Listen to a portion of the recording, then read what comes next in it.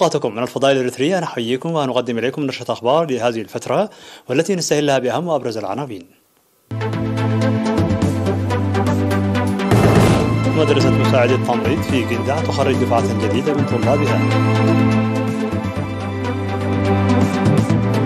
نفير طلابي لتشجير الشواطئ البحرية في عصر. الإريتريون في المهجر يحيون يوم الشهداء.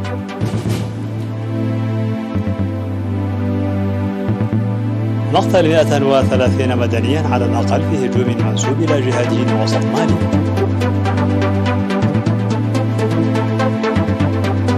مئات القتلى والجرحى جراء زلزال ضرب أفغانستان. لبنان وسوريا ومصر توقع اتفاقية لتوريد الغاز.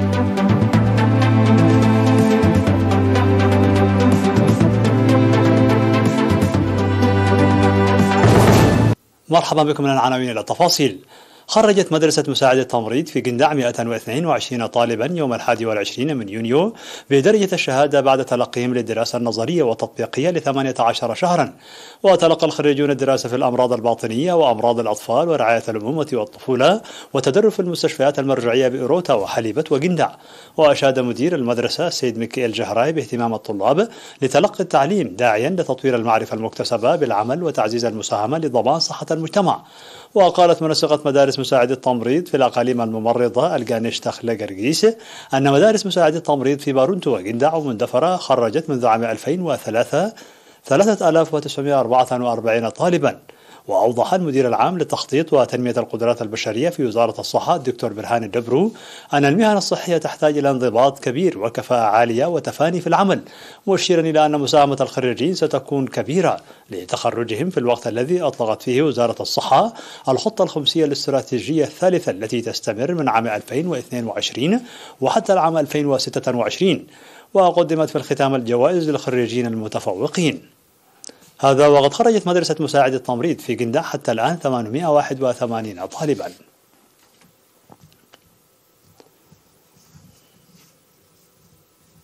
يقوم طلاب مدرسة ولد ولد مريم الثانوية في إقليم جنوب البحر الأحمر المشاركون في العمل الصيفي بنفير تنموي من 13 من يونيو ولمدة شهر. وأوضح مدير المدرسة الأستاذ إبراهيم كحساي مشاركة 250 طالبا في العمل الصيفي الطلابي هذه السنة. وذكر بأن الطلاب يقومون بقرص أشجار المانجروف في شاطئ البحر وجزيرة عروقيا. من جانبه أوضح مسؤول إدارة مشروع الموارد في مكتب وزارة الثروة البحرية عامة والسمكية خاصة السيدة رأي عن مريم بأن أشجار المانجروف تسهم في تنمية الموارد البحرية إلى جانب تجميل الشواطئ، مؤشرا إلى وجود برنامج لزراعة أكثر من 23 ألف شجرة من المانجروف. وأفاد المشاركون بأهمية العمل الذي يقومون به لاكتساب الخبرات.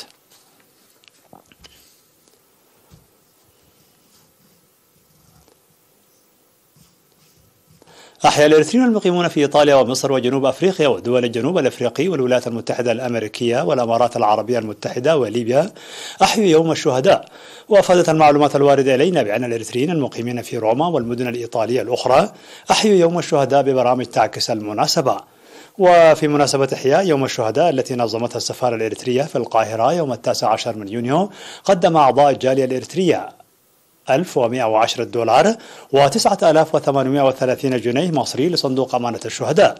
وأحيا الإريتريون في دبي والأمارات الشمالية يوم الشهداء في القنصلية الإريترية خلال 19 من يونيو، وقدم 21 مواطنا 514,643 درهم ل 212 أسرة شهيد لمدة 5 سنوات، ومبلغ 2700 درهم ربع ريع مزاد لنفس القرض.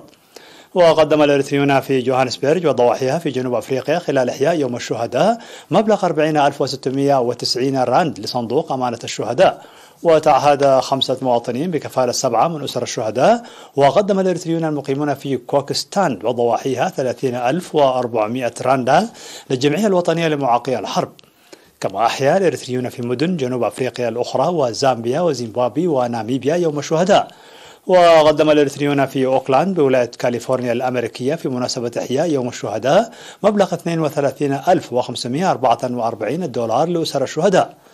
كما قدم الإريتريون في ميشيغان الأمريكية في مناسبة إحياء يوم الشهداء مبلغ 3455 دولار وكفالة 15 أسرة الشهيد. وفي ذات السياق أحيا الإريتريون في طرابلس الليبية يوم الشهداء.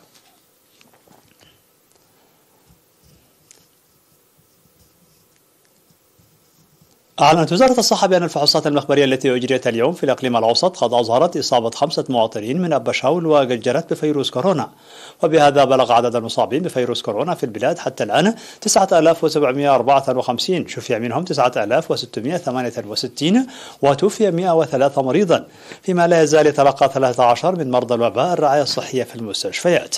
وزارة الصحة 22 من يونيو 2022.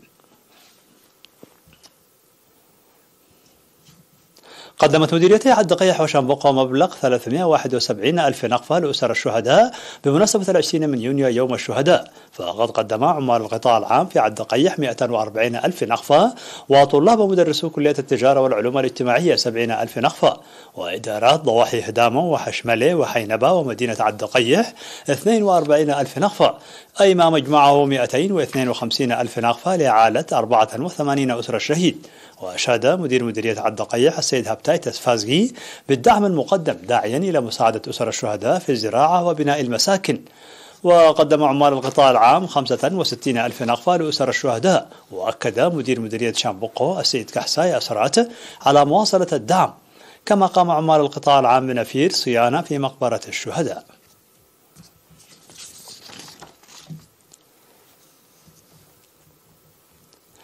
مشاهدينا الأفاضل، كانت هذه الأخبار الداخلية. فاصل قصير ونوافيكم بالأخبار العالمية، فابقوا معنا.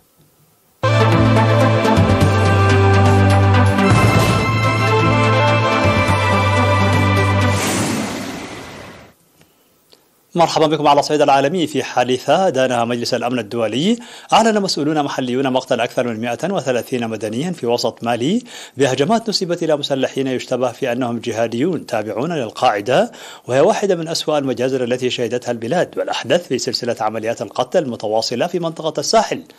وأفاد نواب محليون بحدوث مجازر ممنهجة ارتكبها قبل أيام مسلحون في ديالا ساغو وفي قريتين قريبتين هما دياويلي ودي ساغو في وسط مالي، وهي بؤرة ساخنة لأعمال العنف في منطقة الساحل.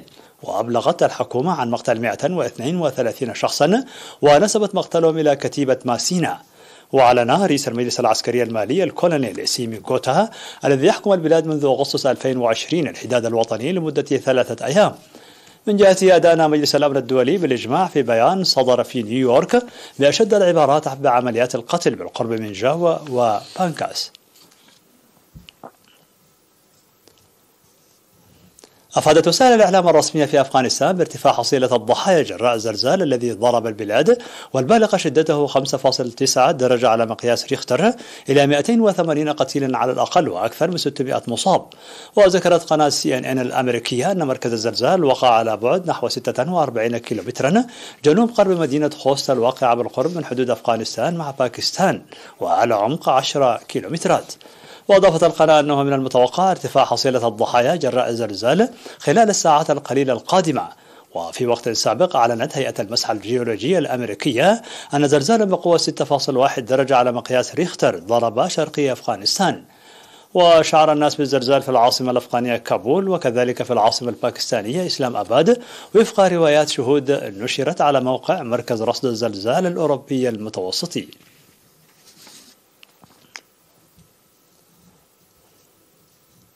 وقعت لبنان وسوريا ومصر اتفاقية لنقل 650 مليون متر مكعب من الغاز سنويا من مصر إلى لبنان عبر سوريا، وذلك في مراسم أقيمت بوزارة الطاقة اللبنانية في بيروت.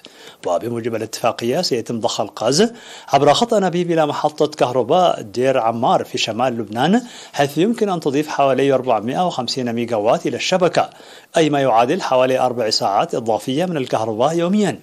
وتنتج شركة الكهرباء اللبنانية التي تديرها الدولة ما يعادل عدة ساعات فقط من الطاقة يوميا، مما يجبر الكثيرين على دفع اشتراكات باهظة الثمن في مولدات خاصة. والاتفاق جزء من جهود تدعمها الولايات المتحدة الأمريكية لمعالجة انقطاع التيار الكهربائي في لبنان عن طريق نقل الكهرباء من الأردن والغاز الطبيعي من مصر عبر سوريا.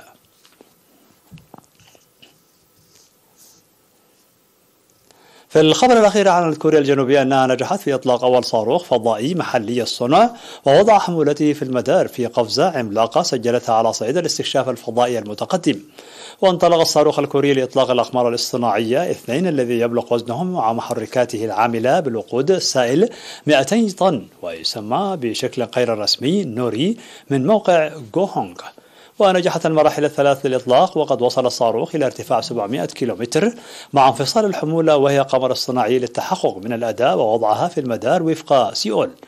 وقال وزير العلوم والتكنولوجيا والابتكار لي جونغ هو أن البرنامج الفضائي لكوريا الجنوبية حقق قفزة عملاقة إلى الأمام معلنا نجاح المهمة.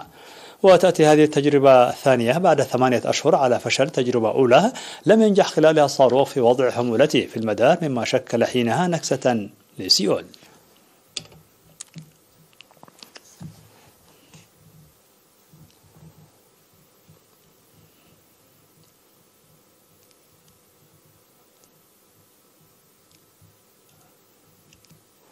في نهاية النشرة لكم تذكير بأبرز ما جاء فيها من عناوين. مدرسة مساعد التمريض في قنداع تخرج دفعة جديدة من طلابها. نفير طلابي لتشجير الشواطئ البحرية في عصب.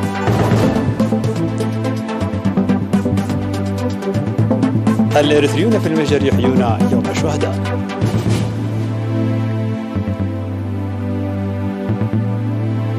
مقتل 130 مدنيا على الأقل في هجوم منسوب إلى جهاديين وسط مالي. 100 القتلى والجرحى جراء زلزال ضرب أفغانستان.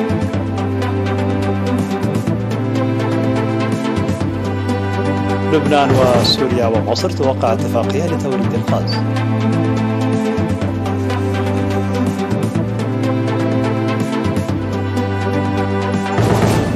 مشاهدينا الأفاضل، بهذا نكون قد وصلنا بكم إلى نهاية النشرة. شكرا على حسن المتابعة ودمتم بألف خير.